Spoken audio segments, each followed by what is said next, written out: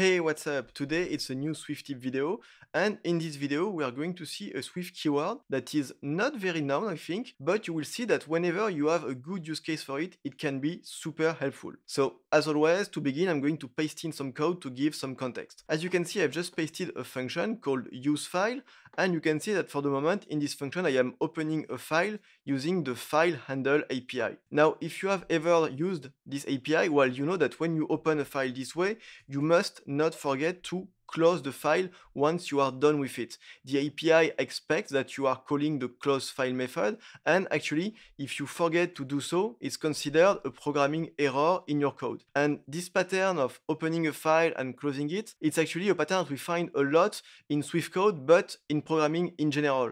Think, for instance, allocating and deallocating a resource, acquiring a lock and releasing a lock, opening a socket and closing a socket. There are a lot of instances where this pattern arises. And so, of course, for the moment, it's quite easy to make sure that we haven't forgotten to close the file, because the line where we are opening the file and the line where we close the file, well, they are just next to each other. But of course, it's not going to stay the same for long, because in the middle, well, we need to do some things with the file. So, for instance, maybe we want to get the content of the file. So for this, we're going to use an API like read to end. This way we get the data that is in the file. And then, well, maybe we are going to use this data, and then maybe we are going to write to the file to update it. And you can see that every time I'm going to add a new action, well, the line where we have opened the file and the line where we are closing the file, they are growing further and further apart from each other. And even though it's an issue because, well, it creates more room to make a mistake and forget to have this line at the end of the function, there is something that is even potentially worse. Let's say that for this data that can be optional, I introduce a guard statement. So in this guard statement, I'm going to have to add also an else clause for the case where the data is nil, and I'm going to do an early return in this else clause. Well, now we actually have a problem, because now, well, whenever our function reaches the end, normally we could say the file is indeed closed, but if data is nil and we fall into this early return, well, the code to close the file is actually not being called.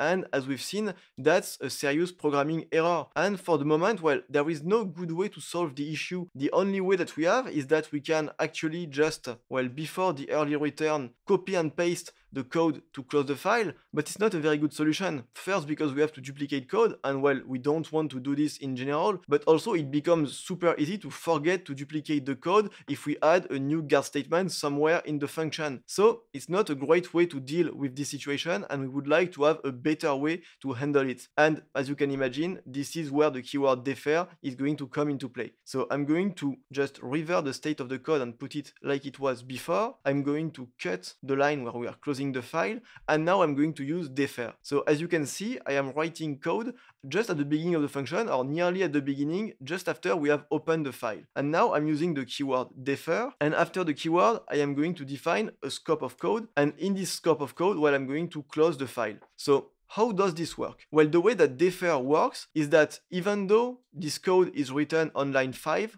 actually, the content, the body of the defer keyword will only be executed whenever the current scope exits. So in this case, the current scope is the function useFile, and so the body of the defer keyword here will be executed either when we reach the end of the useFile function, but also in the case of any early return. For instance, if we fall in the else clause of the guard statement, maybe also if an error was thrown, these kind of things. And of course, this way of dealing with the situation is much better than before, because now we only have one instance of the line where we close the file. We no longer have to duplicate this line for every possible exit point in the function, but also now this line is located right next to the symmetrical call. So it's located right next to the call where we have opened the file. And this way it becomes much easier not to forget to add this line when we write our code, but also for a code reviewer in the future, it will become much easier to make sure that the line is still here and that it hasn't been removed by mistake. So as you can see, whenever you have this pattern of you have to allocate and then deallocate a resource, defer is super useful to, we could say,